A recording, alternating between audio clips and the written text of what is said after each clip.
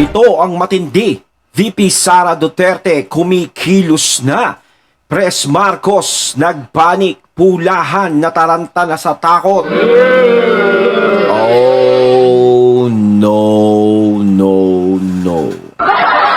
Ayan, syempre itong balitang ating matutunghayan ngayon ay nagmula kay Balitaan ng Bayan TV. At ilalagay ko sa description box ang link ng channel ni Balitaan ng Bayan TV para maging updated po kayo sa mga balita na kanyang inihahatid sa atin. At syempre ito po ang inyong lingkod na si BT na magbibigay ng reaksyon at komento dito sa video na ating matutunghayan ngayon. At huwag na natin pagtagalin at sabay-sabay na nating panoorin ang laman ng video na hatid sa atin ni Balitaan ng Bayan TV at bibigyan natin ng reaksyon ng balitang ito. Pasok! Balitaan ng Bayan TV. Eto na po, BP Sara. Alam mo, gumaganda si BP Sara, ha?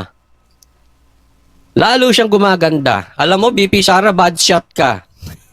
Ang dami na... Kaya lalo gumaganda si VP Sara kasi wala nang stress sa buhay niya.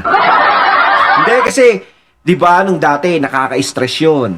Ang dami niyang isipin doon nung nandoon pa siya sa gabinete. Ngayon, para siyang nakalaya, free as a bird.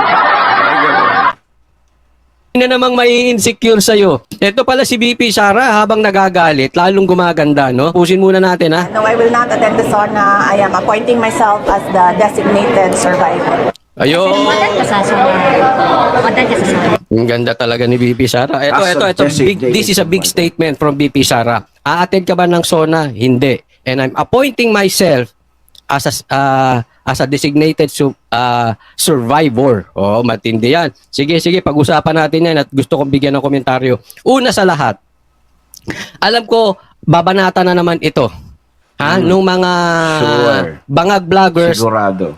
mga ensimada vloggers, dahil wala sila mai-content kay Marcos. So, syempre, tatawid sila kay Duterte, eto ngayon ang content, eto ngayon dito sila magkaka-views, iko-content nila to. At malamang-lamang ang sasabihin nila dito, ano ngayon? Di wag kang umattend ng SONA. Di ba? Sino ka ba? Hindi ka naman kailangan doon. Posibleng ganyan na naman ang komentaryo, uunahan ko na, ha? Kasi alam mo itong mga to, ida-downplay nila ito.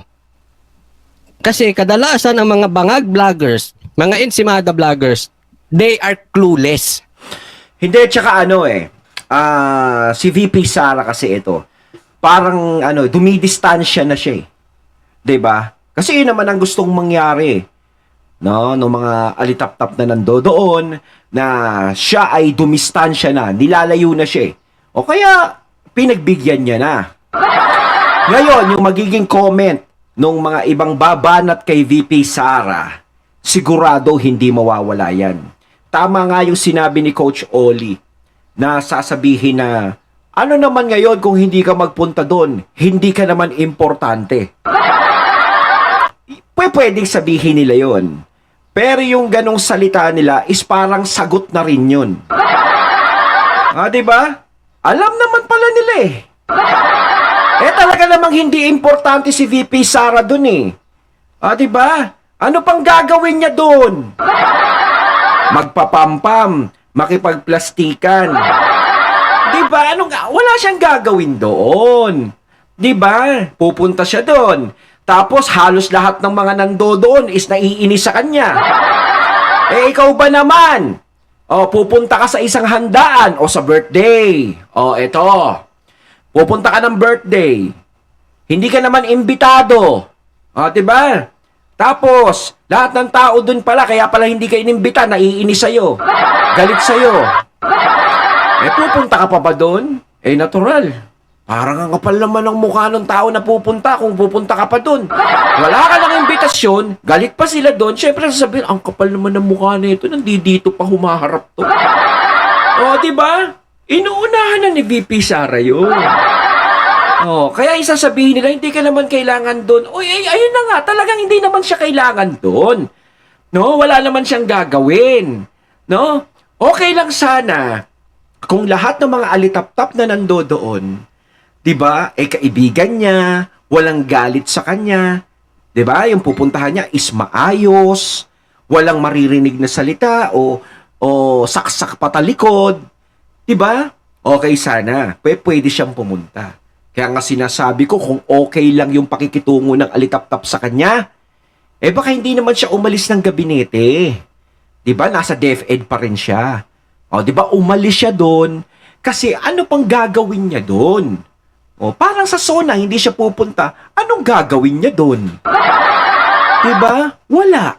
Ano, pag-uusapan lang siya doon, ng mga taong galit doon, pagbubulong-bulungan siya doon, ng mga taong inis sa kanya doon. Di magsalita ngayon yung mga babanat sa kanya na hindi importante. Diba? Sinasabi nga ni BP Sara, hindi siya pupunta, buti nga sinasabi niya. Diba? Kaysa walang pasabi. Kayo naman, di naman alam kung saan lulugar. Yung iba, clueless, sadyang tanga. Yung iba naman, nagtatanga-tangahan, ida-downplay nila. Okay, puntahan muna natin yung mga clueless. Hindi nila alam na this is not just about not attending SONA. This is a very big statement coming from the Vice President. At eto na yung matagal na inaantay ng mga DDS. Kaya hindi yung, ano ngayon? Kung nga hindi ka umattend, hindi wag kang umattend. Matutuloy naman ang SONA kahit wala ka. Wala ka namang pakinabang doon. Tahimik ka lang naman. Hindi naman ikaw magsasalita. Presidente naman ang magsosona. O kaya nga alam naman pala nila O kaya nga sinasabi ni VP Sara, sinabi niya lang na hindi siya pupunta. Ngayon, depende na lang sa mga babanat sa kanya kung gano'n ang sasabihin talaga. Para naman silang tanga. Diba? Parang sinabi lang, oy, pupunta ka ba sa SONA? Ay, hindi ako pupunta. Natural, tinanong siya kung pupunta siya diba? Alam nga naman sabihin niya, tinanong siya, pupunta ka ba sa SONA ni PBBM? No comment. Alam nga namang sabihin ganun. O kaya sasabihin na, BP Sara, pupunta ka ba doon sa SONA ni PBBM? Tapos biglang lalaya si BP Sara, hindi niya sasagot. Hindi naman kasi bastos si BP Sara sa mga taong nagtatanong sa kanya. Natural, tinanong, sasagutin niya. May mga alitap-tap nga di ba? Tinatanong, hindi naman sinasagot. Alam nyo na ibig ko sabihin. Di ba? Tinatanong sila, magkano ba yung pondo na ginaganyan mo? O hindi nila sinasagot, pinapakulong na lang nila. Ano gusto nyo? Ganun ang gawin ni VP Sara, hindi siya magsalita. Bastusin niya yung mga magtatanong sa kanya. Yung gusto nyo ba magantingin sa kanya, yung talagang bastos talaga siya para may maidagdag sila na sasabihin. Diba? Kung ganun ang sasabihin nila kay VP Sara, na hindi ka naman importante dun, wala ka namang sasabihin, alam naman pala nila na wala siyang sasabihin dun. Siyempre, SONA ng presidente yun. Diba? Sa presidente yun Oras niya yun. Siya ay nagsasalita dun. Natural, hindi naman talaga siya magsasalita dun. Anong gagawin niya dun? Pwede niya sanang panoorin yun. Pwede sanang nandoon siya bilang suporta. Diba? Kaso anong gagawin niya doon? Kung yung mga taong nandoon, iba ang tingin sa kanya. Sa tingin niyo ba pupunta pa siya doon? Di wow. Diba? Hindi po yun. Talagang sadyang bobo lang yung iba at yung iba nagbobobobobohan ng mga bangag vloggers, ililigaw nilang issue. Hindi po yun ang issue. Eto na po. Kumanda na po tayo. Mga kababayan ko, mga manunood dapat dito, mga nyo. dati ng DDS, mga bagong DDS, mag-ready na po kayo. Eto na yung matagal nating inaantay na gumalaw si BP Sara. Eto yung dahilan bakit tahimik din kami minsan kasi pag hindi gumalaw si BP Sara, walang mangyayari. At ayaw namin na mayroong uupo dyan na hindi naman Duterte. Kasi ganyan din yan, kampi-kampi lang yan. Nagbabalambingan lang yan, nagbabalat kayo. Parang yung nangyayari ngayon, nagkakampihan-kampihan na sila, Kung sino talaga yung sa Marcos, kung sino yung sa mga Duterte, dyan magkakaalaman yan. Pero pag gumalaw ang Duterte, pag gumalaw ang BP Sara, gagalaw tayo. Tama? Kaya eto na gumagalaw. At etong statement na hindi pag-attend ng SONA, this is a very, very loud shout na I am against you, Marcos, that this is a war. Sabihin man yan ng derecho or hindi, mga tarantado kayo, bakit nyo binababoy ang Davao? Kaya alam mo, ito si BP Sara, ito hindi pala salita. Pero tatandaan ninyo, Lahat ng sinabi nito, bakat. Tambalos-los, bakat. Bangga, bakat. Halata naman bakat eh. Talagang naapektuhan talaga kung sino yung tila. Wala nga siyang binabanggit na pangalan pero may sumalo, no? Yung tambalos-los, no? Ang galing ni BP Sara, no? Ang galing mandis. Pwedeng gumawa si BP Sara ng diss track. Tapos sasali si BP Sara sa Ghetto Dogs.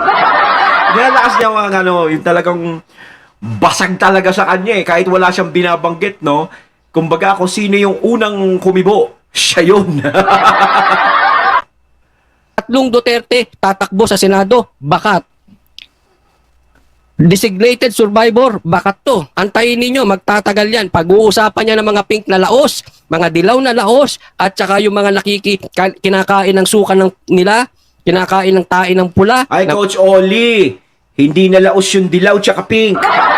Yun nga ang buong akala ko eh. Laos na sila eh.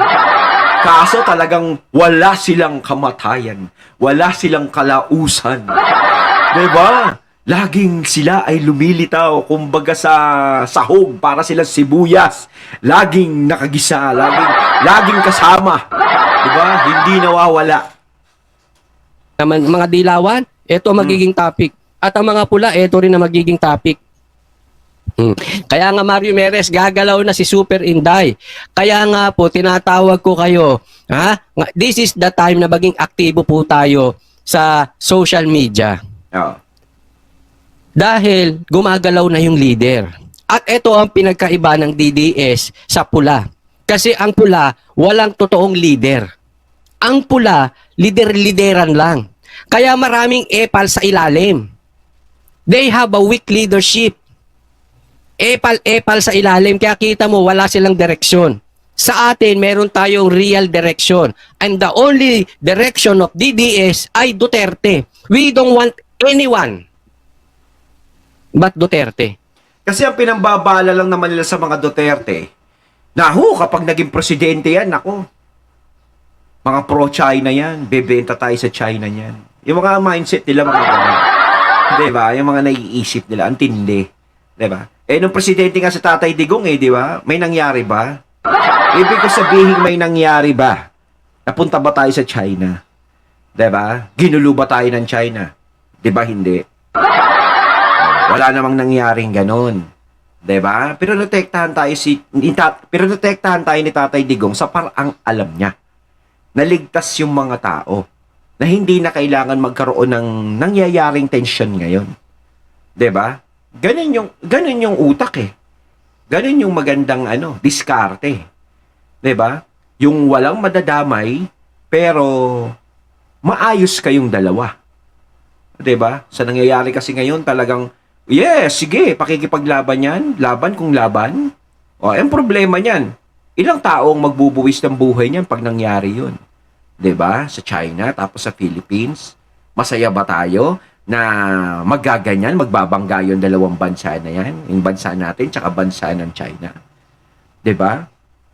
Hayahay ba tayo nun? Masaya ba tayo sa mangyayari? Baka hindi nyo magustuhan yung resulta nun. 'Di ba? Yun lang binabala nila sa mga Duterte. Puro China, China, China, China. Pero wag ka, yung mga bumabanat sa Duterte, ang mga gamit sa bahay, made in China, China, China, China. Diba? Huwag kayong tatanggi. Kasi kung yung imported, yung mga produkto ng Amerika, ng ibang bansa, ikumpara mo sa produkto ng China, ay diba? Mas nagiging practical ang mga Pinoy. Diba? Kung saan ang mura, doon. Diba? Kaya nga tayo, marami tayong gamit sa bahay, made in China eh. Kapag bumili ka nga sa Shopee, lagi kang nag-a-add to cart ng made in China eh. Diba? Kasi mura. Diba? Shopee, binanggit ko kayo, baka naman. Leading the way. Kaya ang bida sa maisog, Duterte lang. Yes, syempre lahat kailangan. Kailangan sila Atty. B, kailangan sila Atty. Roque, kailangan lahat ng speakers. I'm not saying na hindi po sila kasali. Mga katunay, tatakbo ko sa ticket ni BP Sara bilang senador.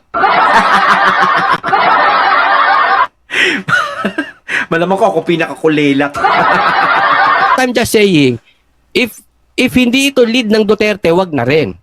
Kaya nga sinasabi namin paulit-ulit, ang Maysog ay lead by Duterte, wag na po nating kontrahin. Suportahan na lang natin ang Duterte, wag nating gamitin ng Duterte kasi ang bida lang dyan ay Duterte. So let's just follow the lead dahil we have a real leader. Doon naman sa galing sa mga walang sariling leader na ngayon ay nasa DDS na, welcome po kayo. Pero iba po ang galawan ng DDS. Ang galawan po ng DDS ay sumusunod lang sa mga Duterte.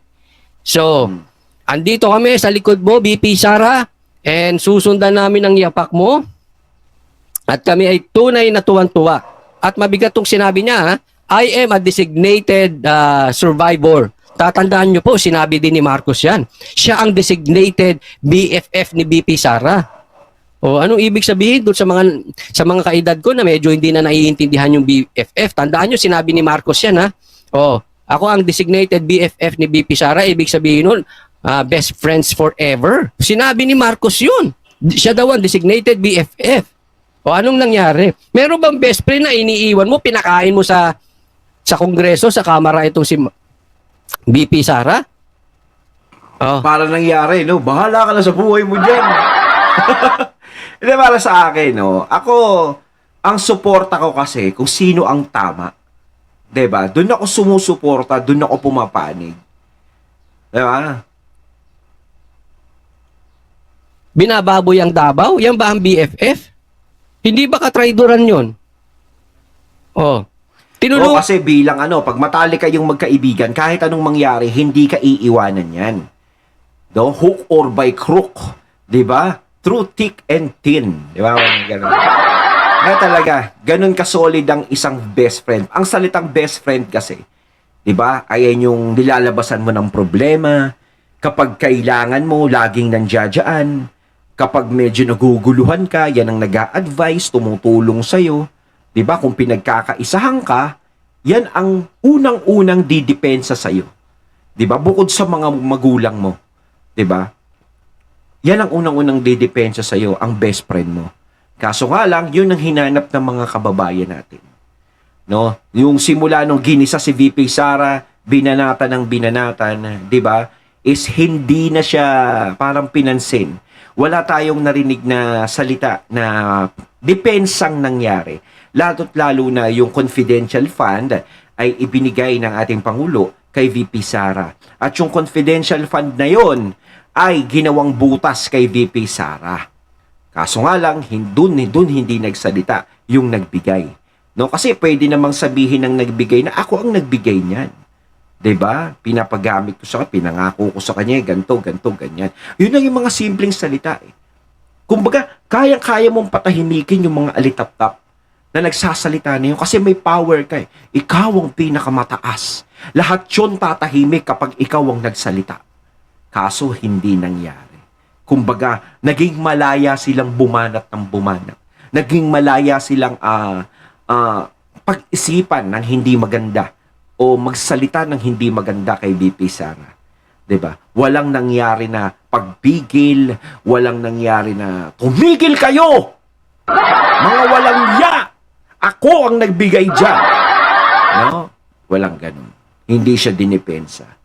Kumbaga, meron kang abogado pero hindi nagsasalita. 'Di ba? Wala na, yari ka na.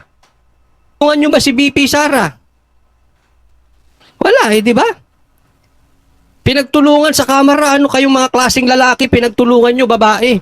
BFF, hindi nyo sinuportahan, pinakain nyo sa kamera.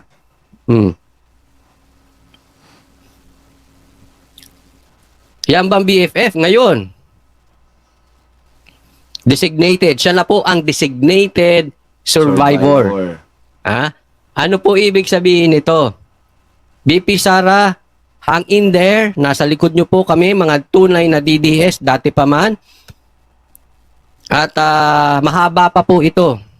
You need to survive until maipanalo natin ito. Kasi na-survive niya yung kaplastikan, katraidoran ng 2 taon. Tandaan nyo, hindi magiging presidente si Marcos without BP Sara. Pero ang haba ng pasensya talaga ni VP Sara, no? Kalmado pa rin siya sa nangyayari. tandaan nyo, at alam kong alam yan kahit na mga ensebadag vloggers na mga sagigilid vloggers na nakaasa sa views ng mga trolls. Alam namin yan. Alam namin na alam nyo yan at alam namin yung viewers nyo mga trolls. Nag-survive doon si BP Sara. Pinalapa sa mga patings, mga buhaya sa kamera, nag-survive si BP Sara. Trinaydor si Nalampasan BP niya yun. Sara, pinakitaan kayo ng maganda, pinalibing ng tatay niya, yung tatay nyo. Yun. Nag-survive si BP Sara. At eto ang sa tingin ko, kapit lang BP Sara kasi mas marami ka pang kaharapin. Ngayon, ang ginagawa kay BP Sara ay personal attack. Marami Tsaka habang papalapit ng papalapit, no? Kahit sabihin na mahaba pa pero papalapit na yan. Habang papalapit ng papalapit ang taon ng 2028, palala ng palalayan. 'Di ba? Hindi sila papayag na maging presidente yan. Hanggat maaari, hindi nila patatakbuhin yan. Tatambakan pa nila ng sari-saring kaso yung mga yan. Sigurado. Hindi sila kasi alam nila malakas sa tao yan eh. Kung alam nila na hindi malakas sa tao yan, hindi nila pag-aaksayan ng oras sa mga Duterte, lalong-lalo na si BP Sara. 'Di ba? Kung alam nila, wala talo yan, walang sumusuporta dyan. Kaso nga lang, alam nila na malakas. Sa survey pa lang, lumalabas na lalong-lalo na syempre Duterte. 'Di ba? Alam naman nila yung karakas ng mga Duterte. Hindi uubra talaga yung mga alitap-tap diyan. Kaya sinasabi nila, hindi tayo uubra diyan. Kapag yan ang nanalong presidente, malamang ko tiklop tayo lahat diyan. Mag-alisan tayo sa bansa. Ganun yan. Kaya pipigilan nila yan hanggat wala pang 2028. 'Di ba dati si PBBM tsaka si BP Sara tumakbo 2022. Okay lang naman sila binanatan. Bago mag-eleksyon, syempre parang, late na. Hindi na nakahabol yung mga tira natin sa kanila, hindi na tumalab. Kaya ngayon, syempre, advance na sila. Habang maaga pa, gawin na natin, kumilos na tayo para hindi manalo yan. Diba? pang atake ang gagawin kay BP Sara. Ha? Kung sakaling swertihin sila at umabot sila ng 2028 na wag naman sana, pero hindi po tayo nagtatawag ng revolusyon. Pero sa akin, and ewan ko, masyado matagal ang 2028, no? Pero kung swertihin man sila, okay lang yun kasi yan ang tinadhana ng Diyos. No? Pero kapit kay BP Sara kasi hanggang 2028, possible, aatakihin at aatakihin ka. Ayon, at ating natunghayan ng video na nagmula kay Balitaan ng Bayan TV at syempre yung boses na yun na nagmula kay Coach Oli na binigyan natin ng reaksyon. Kayo mga katunay, anong masasabi nyo tungkol dito sa video na ating natunghayan ngayon? Comment lang po kayo sa comment box. So once again, I'm BT and I'm out. Peace.